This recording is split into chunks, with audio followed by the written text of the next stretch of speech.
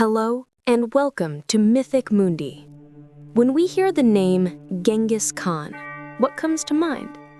We think of a conqueror, an empire stretching from the Pacific Ocean to the heart of Europe.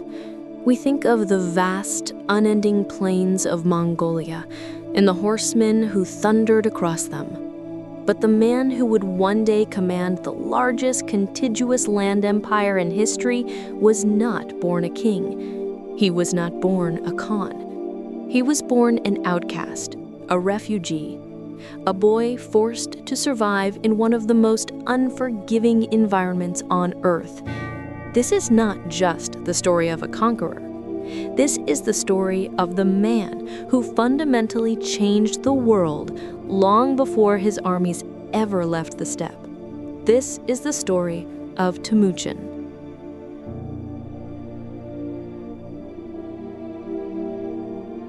In the mid-12th century, the land we now call Mongolia was not a unified nation. It was a vast, harsh landscape, home to a patchwork of warring nomadic tribes, the Tartars, the Merkits, the Naimans, and his own tribe, the Mongols. Life was a constant struggle for survival, against the brutal winters, against starvation, and against each other.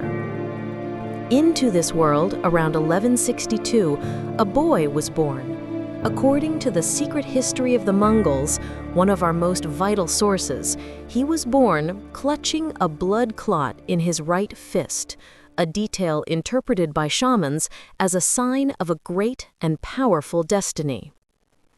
His father, Yasuge, was a minor clan leader.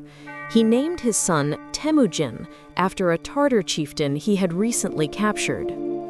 Temujin's childhood was defined by the complex web of alliances and feuds that governed the steppe. When he was just 9 years old, his father took him to find a suitable wife, forging an alliance with a neighboring tribe.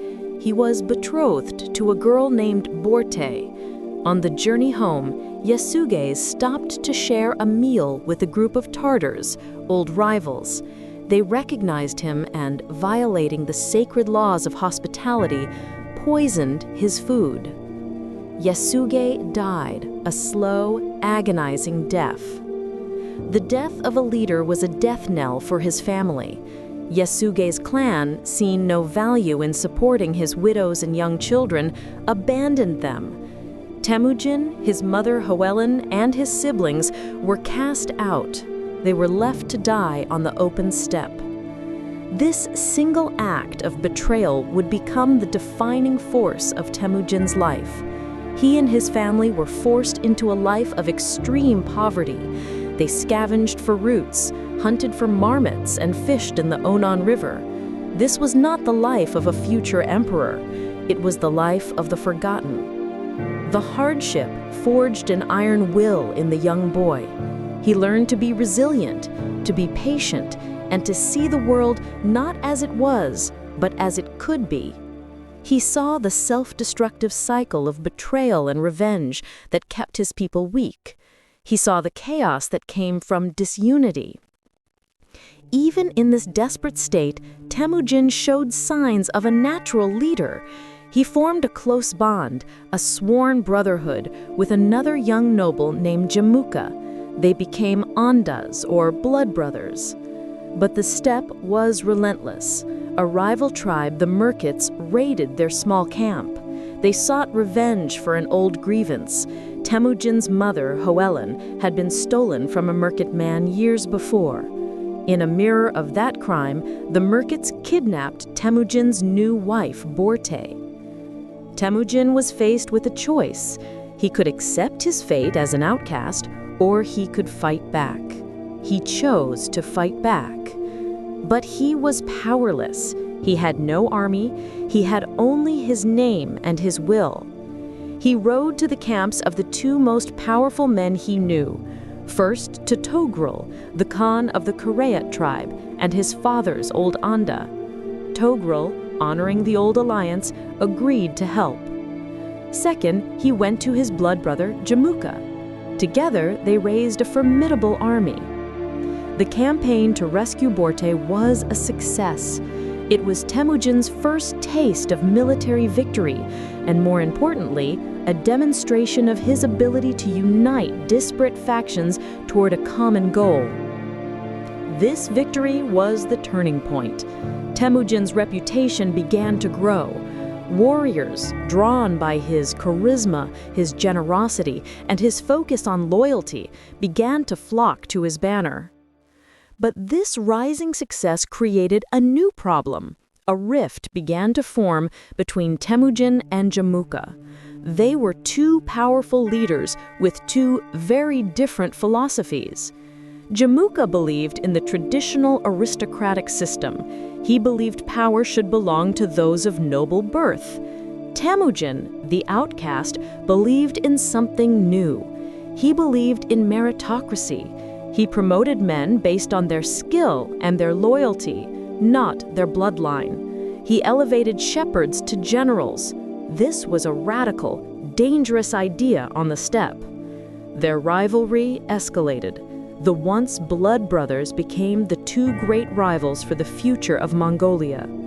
The conflict between them was not just for power, it was for the very soul of their people. For years, Temüjin fought a complex series of campaigns and forged new alliances. He defeated the tribes that had plagued his childhood. He brought the Tatars, the Merkits, and the Naimans under his control, one by one. He wasn't just conquering them, he was integrating them. He broke up the old tribal structures, which were the source of the endless feuds, and reorganized the people into a new, unified system based on loyalty to him and to the new nation he was building. Finally, in the year 1206, the Great Assembly, the Kurultai, was called. All the chieftains of the steppe gathered by the Onon River. They had seen Temujin's justice, his military brilliance, and his vision for a united people. There, they proclaimed him the Khagan, the Great Khan. They gave him a new title, one that would echo through history, Genghis Khan, the oceanic ruler, the Khan of all. The outcast boy, who had survived by eating roots, was now the sole ruler of the Mongol people. He had achieved the impossible. He had united the steppe. But for Genghis Khan, this was not an end. It was only the beginning. He had built the vehicle. Now, he would show the world where it could go. Genghis Khan's unification of Mongolia in 1206 is often seen as the prelude to his conquests. But to understand his legacy, we must look at what he built before we look at where he rode.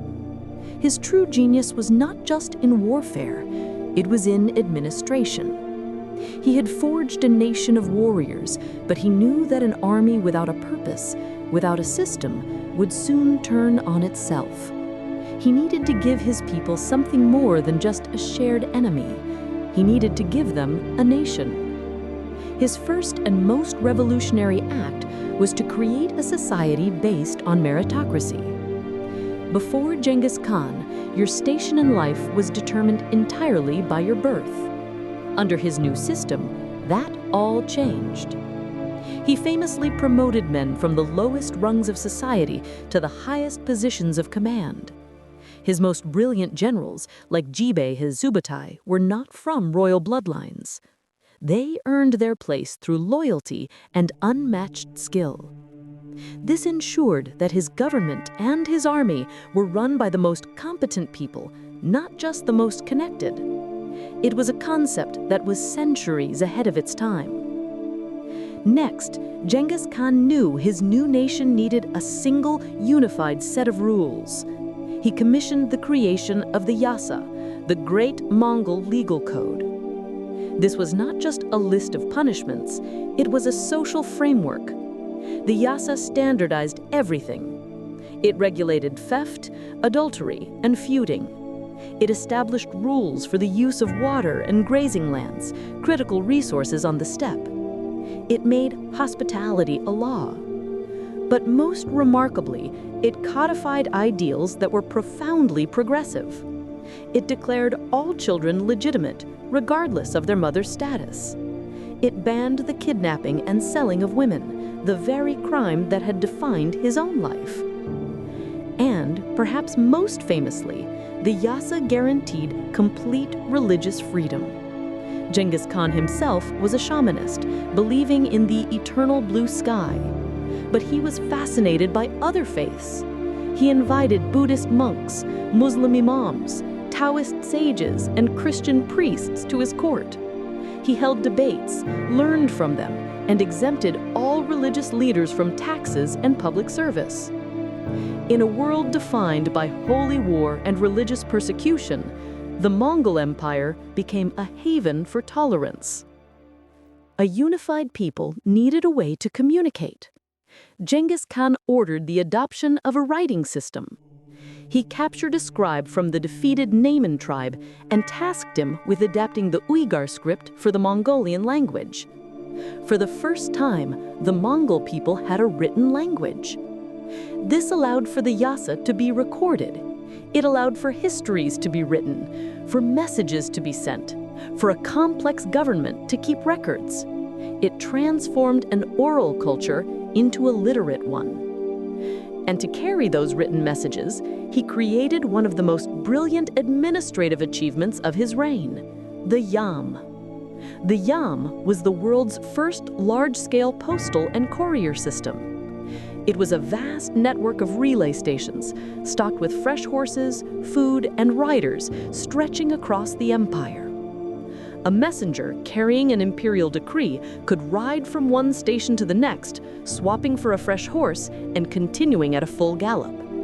This system allowed information to travel at an astonishing speed, over 200 miles in a single day.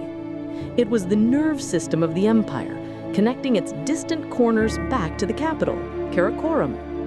It was, in effect, the 13th century internet. Of course, the foundation of his power was his army, and like his government, he completely reorganized it. He abolished the old tribal military structures. Instead, he organized his entire population into a decimal system. Units of 10, Arban, 100, Zun, 1,000, Mingan, and 10,000, Tumen. This system was brilliant. It completely shattered old tribal loyalties, replacing them with a new military and social structure loyal only to the Khan. It allowed for unparalleled command, control, and flexibility on the battlefield. He created a formal chain of command and a corps of officers who were relentlessly trained. He drilled his soldiers in complex maneuvers using systems of signal flags and drums. His army could move with the precision of a single organism. And he also mastered the art of psychological warfare. He understood that the idea of the Mongol army was often more powerful than the army itself. His reputation would precede him. He would often demand submission, and if a city surrendered peacefully, its people were often spared and incorporated into the empire. This reputation, carefully managed, saved countless lives, both Mongol and enemy, by encouraging surrender without a fight. What Genghis Khan built was not just an army. He built a system, a legal code, a communications network, a literate bureaucracy, a multi-religious, meritocratic society. He had created the most sophisticated and effective state machine the world had ever seen. And now he was ready to unleash it.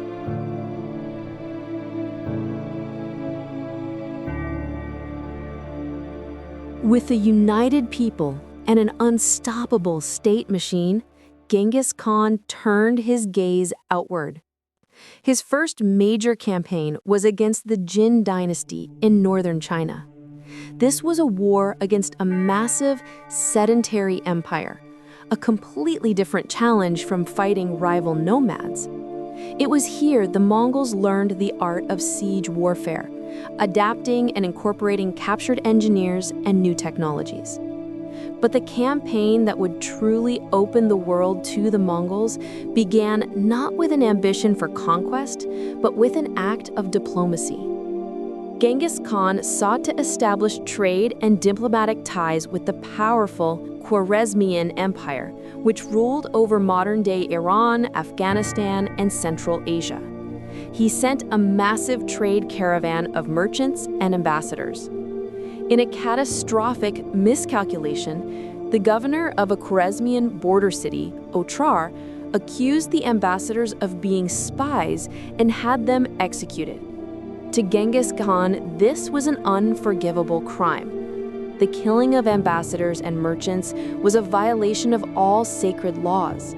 He sent a second envoy to the Shah of Khwarezmia, demanding the governor be handed over for justice. The Shah refused and killed the second envoy as well. The response was now inevitable. The entire Mongol nation was mobilized. What followed was a campaign of stunning speed and strategic brilliance. The Mongol army, led by Genghis Khan and his generals, moved across Central Asia, systematically dismantling the Khwarezmian Empire. This campaign opened the West. It brought the Mongols to the doorstep of Europe and the Middle East, setting the stage for the next generation of expansion. Genghis Khan continued to lead his armies and expand his empire into his 60s, a remarkable age for the time. In 1227, during a final campaign against the Tengut people who had betrayed him, Genghis Khan died. The cause of his death remains a mystery. The secret history says he fell from his horse while hunting, succumbing to his injuries. Other accounts suggest illness or even being wounded in his final battle.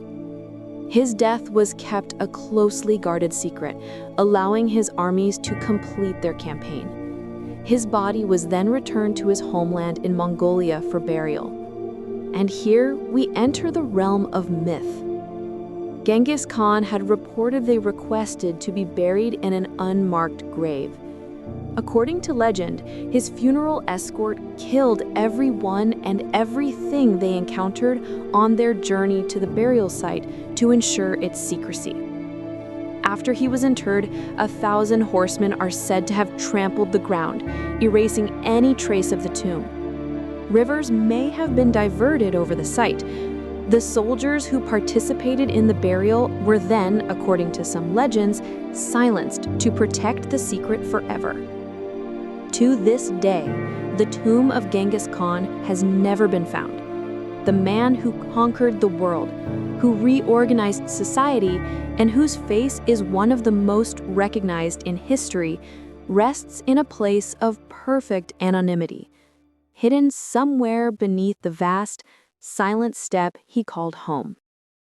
Genghis Khan's legacy is, perhaps, the most complex in all of history.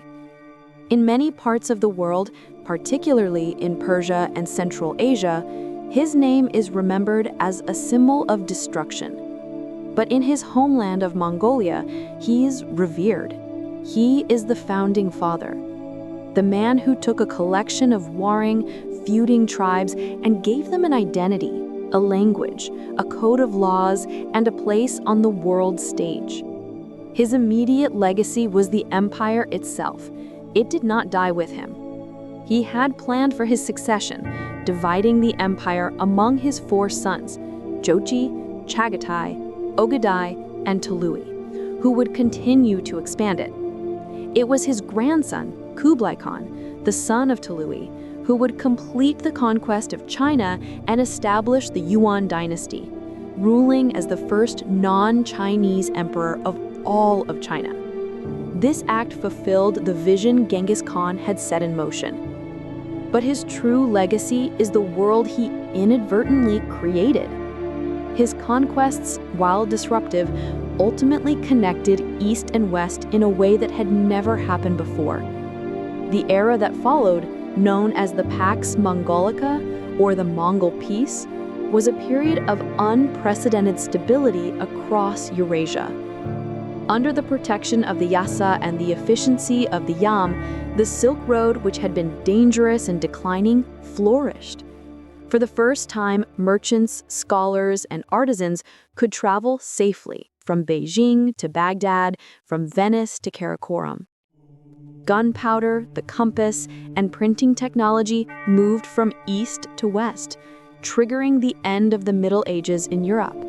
Ideas, religions, foods, and artistic styles flowed in both directions. Marco Polo made his famous journey. Genghis Khan did not set out to build a global network. He set out to give his people a future. In doing so, he shattered the old world and laid the foundations for the new, interconnected one we live in today.